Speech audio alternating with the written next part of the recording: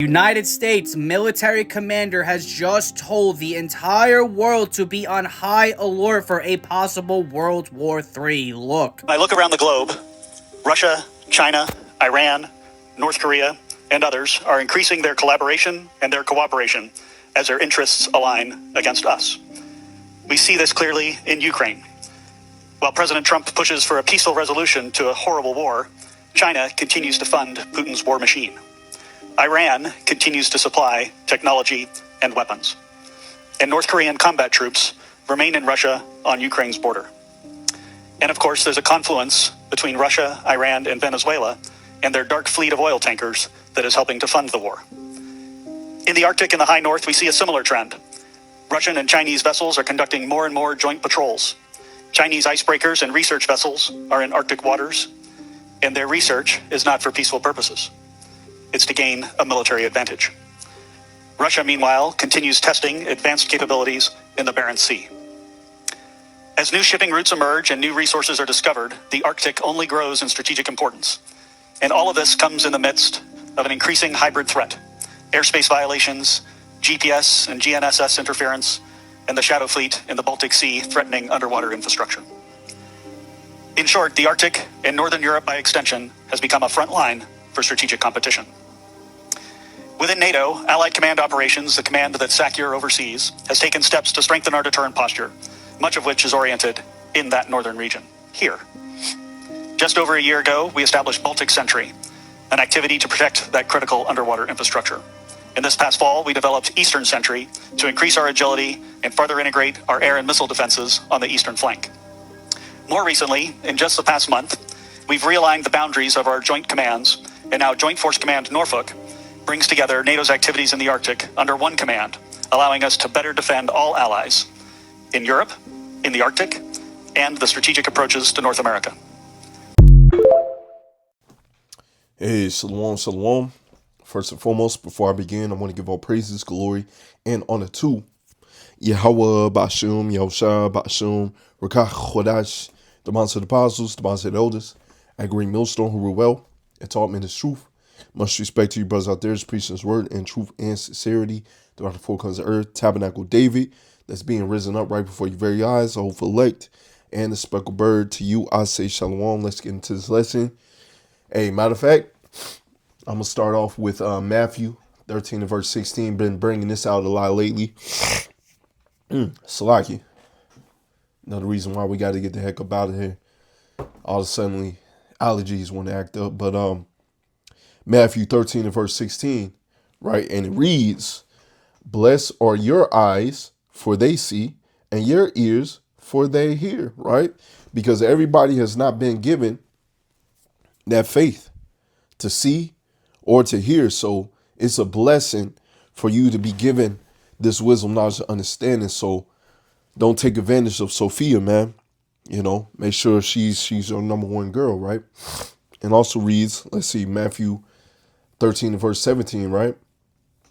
"For verily I say unto you, that many prophets and righteous men have desired to see those things which you see, and have not seen them, and to hear those things which you hear, and have not heard them." You see that?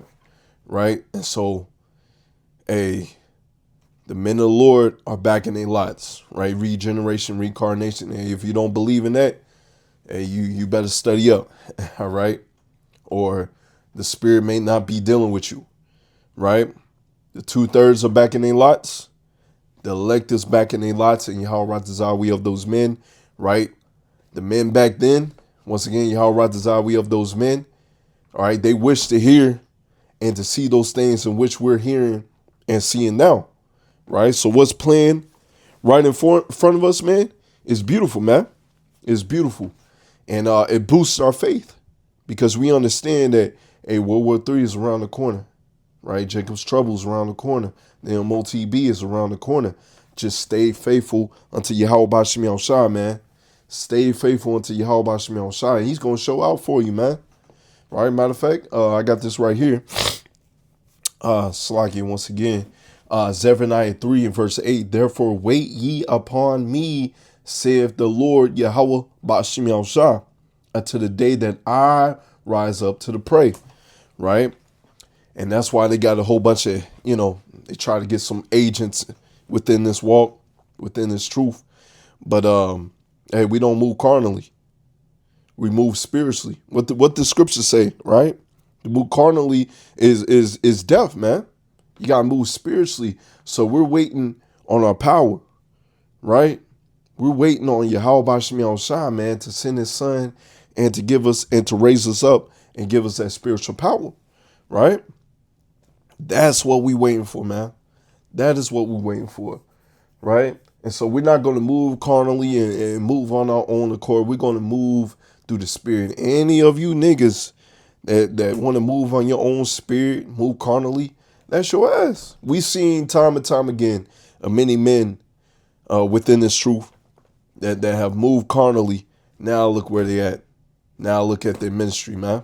But anyways, it reads, right?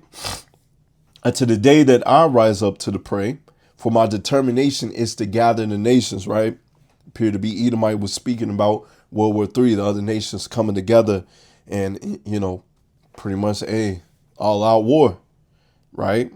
Once again, the men of the Lord back then wanted to hear these things, and Yahweh Razah, we of those men, we're hearing them now, man. And it boosts our faith, man, right?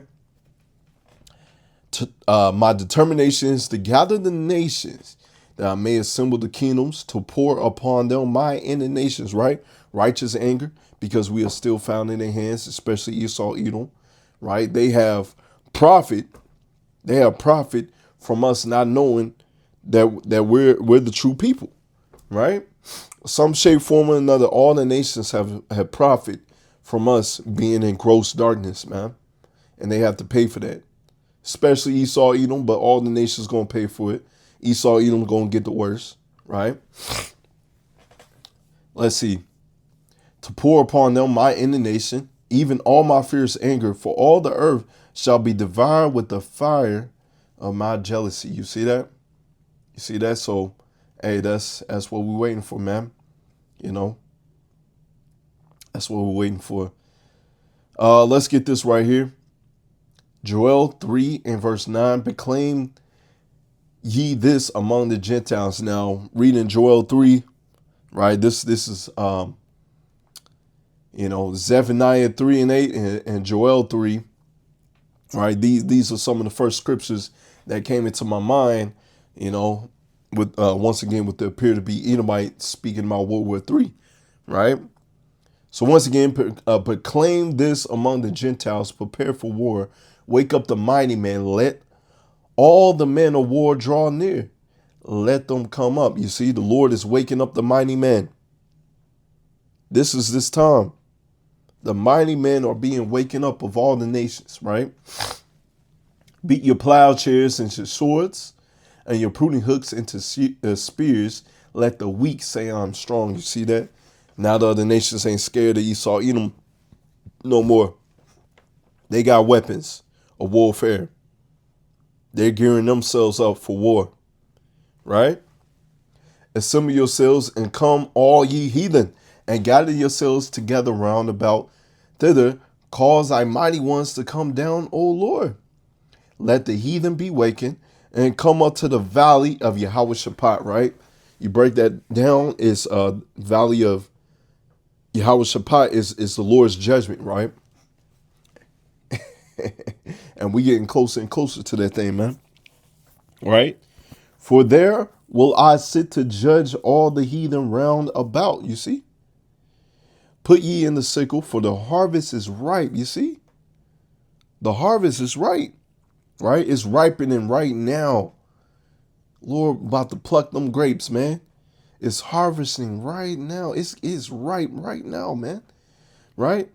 Come, get you down, and press is full, and the fats overflow, for the wickedness is great. You see, especially Esau, Edom, but you other nations have drunk of the wine of Esau, Edom. So your wickedness is great, and we're still found in your hands. And once again, as I said earlier, some shape, form, or another, you have profit from us being in gross darkness, and you have to pay for that, right? 1,000 years of slavery, right? Whether you like it or not, it's already written. It's going to happen. And especially to you, Esau, Edom, you're going to be at the bottom. And then Obadiah 1, other various chapters as well, you're going to be brought up and you're going to be exterminated. All right. Let's see. Verse 14, multitudes and multitudes in the valley of the decision, for the day of the Lord is near, the valley of decision. You see? So that's the valley of decision. So in the midst of World War III, while they fighting, right, our big brother Yahushua is going to crack that sky, man. Right? The host of angels, the men of the Lord as well. Right? They're going to do damage out here. And it's going to be beautiful. Right? Missile World War III, right? They're going to shoot missiles over here to Babylon the Great. This place is going to be decimated. This place is going to be destroyed. But Yahweh Razah, we of those men, we're going to get beaten up in them chariots. Right? So this is the day in which we're waiting for, man. Right? Let's see, Joel 3 and verse 19. Egypt shall be a desolation, and Edom shall be a desolate wilderness. Is coming, you see? Right? Babylon the Great, right? America is going to be destroyed, whether you like it or not. It's already prophesied, man. For the violence against the children of Judah, and because they shed innocent blood in their land, you see? That's one of the reasons why you have to pay, why you must be destroyed, why you must be taken into captivity, right? The house of Judah, the house of Israel is still found in your hands, right? As it speaks of in the book of Jeremiah, right? Judah and Israel were oppressed together, right? But Judah shall dwell forever, and Jerusalem from generation to generation, for I will cleanse their blood that I have not cleansed, for the Lord Yahweh Shah dwelleth in Zion. You see, so in the kingdom, and we all going to be good. From the least to the greatest, we're all going to be good, right? Let's see. Job 21 and verse 30, that the wicked is reserved to the day of destruction. They shall be brought forth to the day of wrath. You see that? They're going to be brought forth to the day of wrath. They're reserved for destruction, man. Esau, Edom. Hey, the Lord got Esau, Edom in a trick bag. And it's beautiful, man. It's beautiful, right? So keep on doing your wickedness. Hey, live it up, really. That's what you should be doing. Slogging. That's what you should be doing. You should be living it up. But, hey, it is what it is, man. Slogging. Isaiah 10 and verse 1. You are doomed. You make unjust laws that oppress my people, you see? Still to this very day. Right? You're making these unjust laws, right? The Lord said, you are doomed. This is in GNT, right? That is how you keep the poor from having their rights and from getting justice, you see? Even with this Nolan Wells case that's going on right now. You know, a lot of holes in it. You know, best believe if it was a whole group of Jake, they all would have been arrested. They all would have been had to pay for bond or still be in the slammer or under the slammer. But because there's a whole bunch of Edomites, they good. Now, as we've been saying, as I've been saying, you know, hey, you in Mississippi, you hanging around with a whole bunch of Edomites. I mean, your parents didn't properly prepare you, man. That goes into trusting your enemy. Scriptures say never trust thy enemy. And so time and time again, Jake has to learn to never trust thy enemy. Right? Let's see. That is how you keep Slakia. That is how you take the property that belongs to the widow and orphans.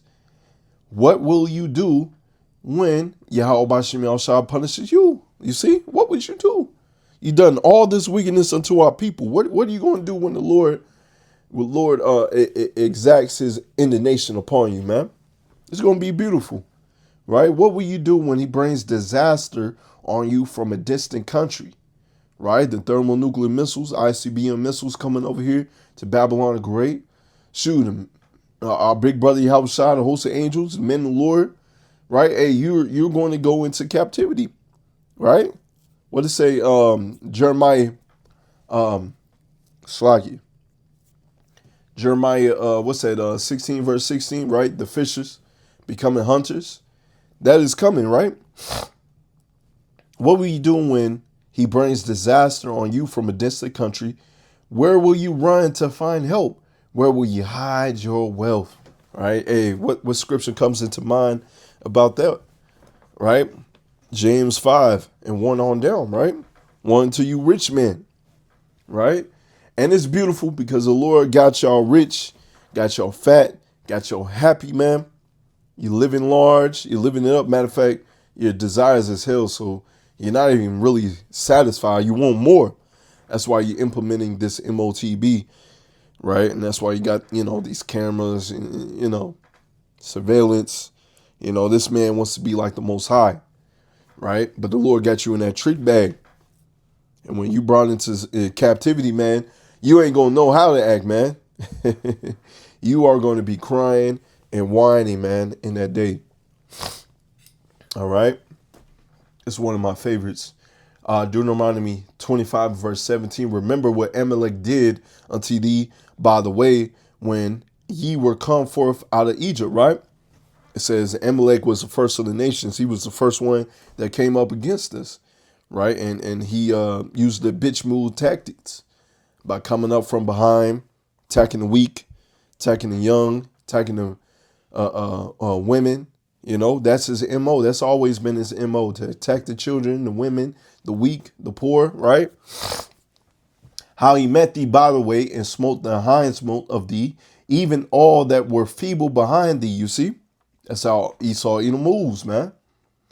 When thou was faint and weary, he feared not power. Therefore, it shall be when Yahweh thy power have given thee rest from all thy enemies round about in the land which Yahweh thy power giveth thee for an inheritance to possess it, that thou shalt blot out the remembrance of Amalek from under the heaven. Thou shalt not forget it. You see, thou shalt not forget it, right? You're going to be blotted out, and that's your ass. That's your fault. Matter of fact, it's a Lord's movie at the end of the day. But yeah, you're going to be blotted out. After you serve your captivity, you out of here, my boy. Right? Ezekiel 9 and verse 10. So that they shall take no wood out of the field, neither cut down any of the forest, for they shall burn the weapons with fire, and they shall spoil those that spoil them, and rob those that rob them, saith Yahweh power. This is what we're looking forward to. So when we see the headlines of World War III coming closer and closer, right? Hey, because we understand that's your ass, Esau, You about to be taken out. You about to lose this war, and you about to be brought into captivity. Let's get this last one to close out. 1 Samuel 14 and verse 48. And he gathered an host and smote the Amalekites and delivered Israel out of the hands of them that spoiled them. You see that? And so that's what's coming. The Lord is about to deliver us from the hand of these Edomites, right? And it's about to be a beautiful, beautiful fireworks show, man. All right, so with that, Yahweh desires an edifying lesson. Shalom, shalom, shalom, shalom.